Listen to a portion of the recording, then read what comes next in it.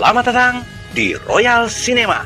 Kali ini saya akan membahas alur cerita film Falcon Rising yang diperankan oleh Michael J. White, Neil McDonough, Leila Ali, dan Masashi Odate yang diproduksi tahun 2014, disutradarai oleh Ernie Barbares. Film ini mengisahkan tentang seorang marinir di daerah Brasil yang berjuang melawan kelompok Yakuza yang menyerang saudari perempuannya hingga membuatnya sekarat. Mampukah dia membalas dendam saudara perempuannya tersebut? Mari kita saksikan. Tapi sebelumnya, untuk yang lagi duduk santai ataupun rebahan, tetap kencangkan sabuk pengaman Anda, melipat sandaran kursi, dan langsung saja ke ceritanya. Check it out.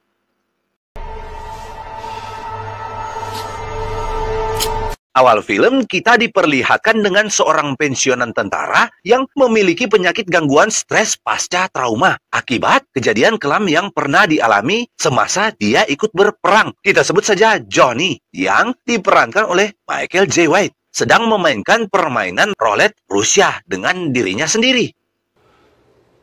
Tetapi dia tertahan karena sesuatu hal yang saya sendiri belum mengetahuinya. Selanjutnya, dia memasuki Indomart di daerahnya untuk berbelanja minuman keras, yaitu untuk menghilangkan rasa galau dan stresnya. Tetapi tiba-tiba, beberapa perampok masuk dan ingin mencuri ke dalam tempat tersebut. Dan ketika terlihat dia tidak tunduk akan permintaan perampok, mereka memaksanya dan dia menantang salah seorang perampok untuk menembaknya. Dan ketika pria itu ragu-ragu, Johnny menjadi tidak sadar dan melucuti senjata para perampok dan menggagalkan perampokan tersebut. Shoot me! Shoot me! Shoot!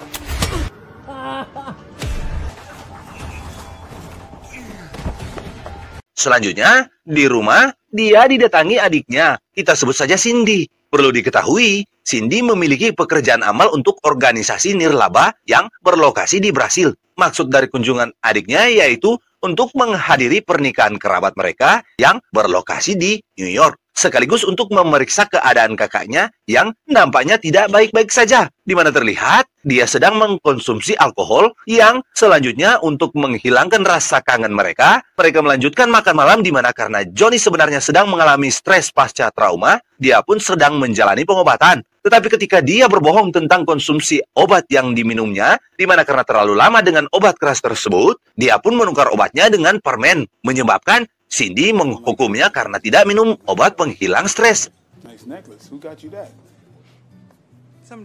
Dan Cindy menjelaskan bahwa dia akan kembali ke Brasil untuk menjalani pekerjaannya besok. Keesokan harinya, terlihat Cindy yang tidak ingin membangunkan kakaknya segera pergi tanpa berpamitan.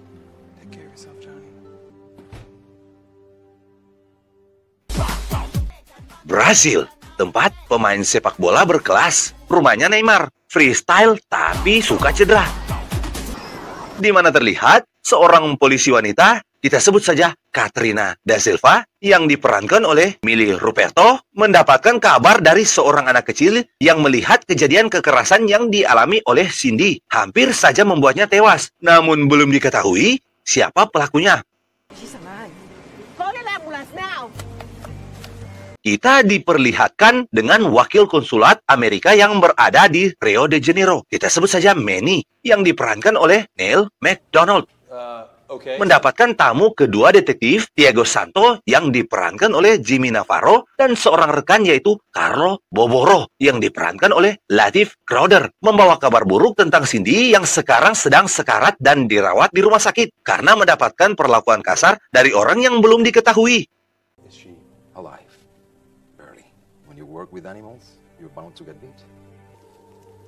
Di tempat berbeda, yaitu di New York, Johnny langsung mendapat kabar tentang Cindy yang sedang berada di rumah sakit. Dia pun langsung menuju ke Brasil.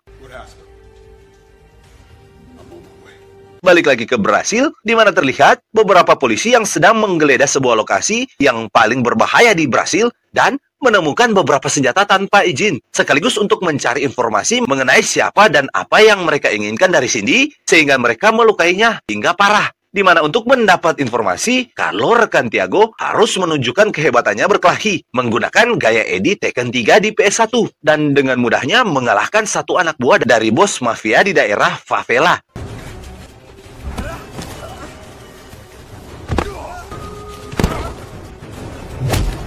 Tetapi terlihat, Catherine seperti sedang menyembunyikan sesuatu untuk melindungi lingkungannya tersebut. Beralih ke posisi John yang tiba di Brasil, di mana dia dijemput langsung oleh rekannya sesama veteran, yaitu Manny, dan langsung menuju ke rumah sakit tempat Cindy dirawat, dan melihat Cindy dengan keadaan yang sangat parah. Dan John bertemu dengan Tiago Santo yang sedang menyelidiki penyerangan saudari perempuannya tersebut. Meski belum ada saksi yang dihadirkan, Santo menjanjikan keadilan. Tetapi John menginginkan untuk memeriksa lokasi Cindy ditemukan. Meskipun Tiago dan Manny memperingatkan John tentang bahaya gangster yang mengendalikan lokasi tersebut, John tetap bersikeras untuk menuju ke lokasi yang memang nampaknya berbahaya. Di lokasi, dia bertemu dengan Catherine, dan Catherine mengantarnya ke lokasi sekaligus memperkenalkan dengan daerahnya tersebut. Singkat cerita, John kembali ke rumah sakit dan mendapati Cindy sedang menerima suntikan dari seorang perawat wanita, kita sebut saja Tomoe. Yang selanjutnya membuatnya kejang-kejang, entah apa yang diberikan perawat wanita tersebut. Di mana ketika John mendapati informasi dari Manny dan Tiago bahwa mereka tidak memiliki perawat Asia, membuat John heran dan kaget. Dan Manny langsung berasumsi bahwa kelompok Yakuza mungkin terlibat karena berhasil memiliki populasi imigran Jepang yang cukup banyak. Keesokan harinya, John kembali ke favela dan mendapati seorang pria, kita sebut saja Kuka, yang sedang mengenakan kalung dari Cindy sewaktu Cindy berkunjung ke New York di scene awal tadi. Dan ketika dia bertanya tentang kalung tersebut, mereka tidak menjawab. Dan disitulah dia langsung menghajar mereka sampai pingsan.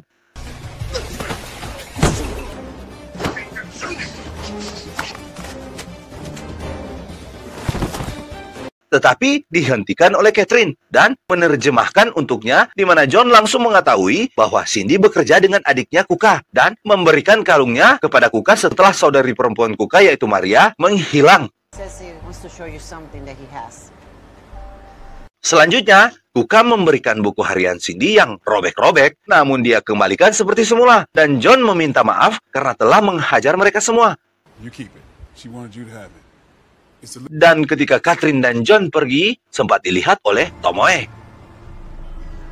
Singkat waktu, malam sudah datang, di mana terlihat Tiago dan Carlo yang sedang menyelidiki kasus Cindy melihat orang yang mencurigakan yang sedang mencari mangsa anak-anak di bawah umur untuk dijadikan bahan persilatan bercocok tanam. Tetapi ketika mereka tidak suka akan prostitusi anak di bawah umur, mereka menghajar pelanggan tersebut dan membubarkan gadis-gadis yang sedang menjual tubuh mereka di jalanan tersebut.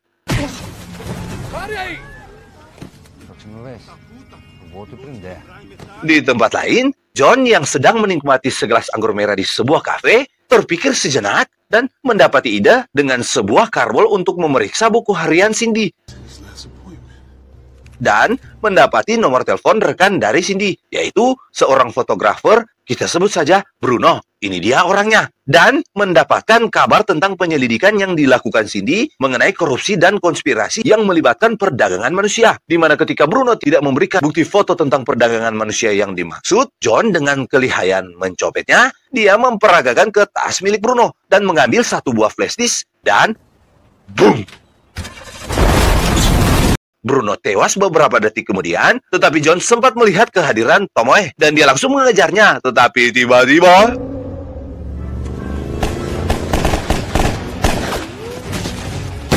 beberapa gangster bertato menembakinya dan karena dia merupakan mantan pasukan khusus, dia menembaki beberapa pelaku dan membuat yang lain pergi melarikan diri.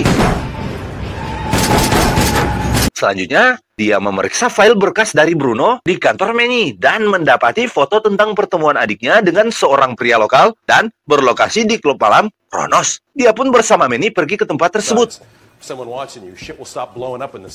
Di dalam klub, setelah melihat orang lokal yang diketahui sebagai penyeludup bernama Lima, dia pun menghajarnya dan mendapati informasi tentang klien dari Lima tersebut yang sangat berbahaya yang berlokasi tidak jauh dari tempat mereka sekarang, yaitu berlokasi di Hacienda. Setelah mendapatkan informasi dan koper berisi file penyelundupan, dia pun bersama Manny pergi menuju ke lokasi yang dimaksud. Di lokasi berbeda, Tiago dan beberapa rekan polisi yang sedang berkumpul mengatur penggerebekan favela dengan kekerasan dan dengan brutal membunuh banyak pengedar narkoba Brasil. Dan ketika salah satu petugas mendapati penculikan anak di bawah umur oleh anggota Yakuza, Tiago membunuh petugas tersebut dan menuntut gajinya 2 kali lipat dari Yakuza. Dan ternyata selama ini Tiago dan Carlo adalah polisi kotor. Merekalah yang menjebak Cindy dan bekerja sama dengan Yakuza. Di lokasi berbeda, John bersama Manny tiba di tempat rumah bordir dari Harimoto, bos Yakuza, dan melihat surga dunia di mana John yang masuk membawa tas berisi berkas penyelundupan milik 5, namun ternyata mereka sudah mengenalnya dan mengarahkannya ke tempat berbeda, di mana dia sempat melihat adik dari Kuka tadi, yaitu Maria. Dan pada saat dia akan dihabisi, dia dengan insting seorang petarung menghajar orang tersebut. Selanjutnya, dia masuk untuk menyelidiki dan mendapati beberapa anak-anak yang sedang disekap dan dijaga oleh beberapa orang. Di tempat lain, terlihat bos dari Yakuza, kita sebut saja Harimoto. Dia mendapat kabar dari Tomoe yang mendapatkan sedikit gangguan dari John, di mana dia langsung memerintahkan untuk berkunjung ke rumah sakit untuk menghabisi Cindy dan menelpon kedua polisi kotor untuk datang ke tempatnya untuk menghabisi John, sembari memperlihatkan kekejamannya menghabisi penyelundup 5. Di tempat John, beberapa anak buah Harimoto yang melihat rekan mereka yang terluka segera mencari John dan terjadi pertarungan yang tidak seimbang, tetapi John mampu menghabisi mereka semua.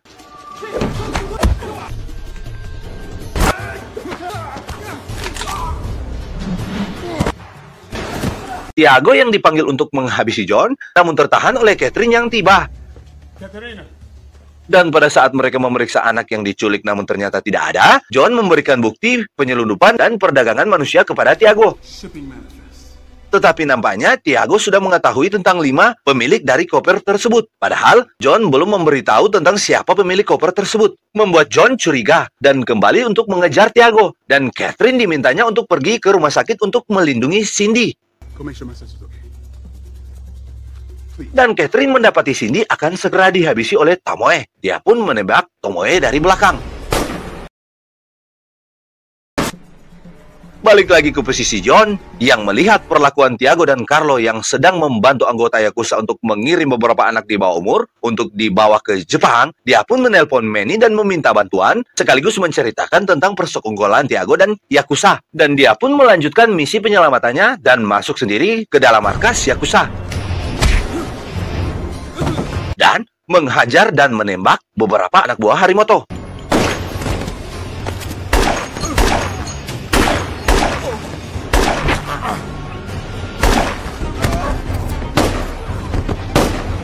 Hingga berhadapan dengan Tiago dan Carlo yang memiliki gaya bertarung seperti Eddie di Tekken 3. Tetapi dengan mengandalkan badan yang besar, dia mampu menghajar Carlo dan Tiago. Yang selanjutnya, Harimoto muncul dengan pedang yang sangat tajam, setajam silet. Dan terjadi pertarungan 3 lawan 1 yang tidak seimbang.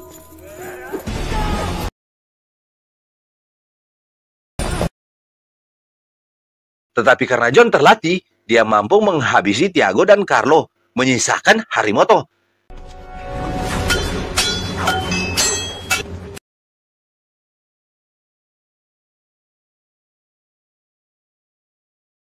Dan terjadi pertarungan yang lama dan sangat seru di antara mereka berdua. Meskipun Harimoto curang, tetapi John mampu menghajarnya dan menghabisinya. Pada saat Tiago terbaring sekarat, dia memberikan bukti dalam loker berisi tentang kejahatan dari Harimoto. Tetapi Tiago menyangkal tentang keterlibatannya dengan serangan atas Cindy. Dan hampir saja John kena tebasan dari Harimoto. Tiago meminta senjata untuk bunuh diri. Dan musuh pun kalah. Di akhir film, terlihat beberapa anak di bawah umur yang diselamatkan John keluar dari lokasi yang dipenuhi polisi. Dan terlihat Cindy yang sadar dari koma, tetapi terlihat kelelahan. John pun menjumpai Manny di sebuah kafe, dan Manny menawarkan pekerjaan di Departemen Luar Negeri sebagai agen, dan dia pun menerima, dan film pun tamat. Pesan dari film ini, sebagai kakak yang memiliki adik perempuan, patutnya kita menjaga mereka hingga tiba di mana saat dia sudah mendapatkan penjaga baru, yaitu suaminya kelak, yang akan menggantikan posisi kita. Akhir kata, Pak Ketua Nepakalawiran yang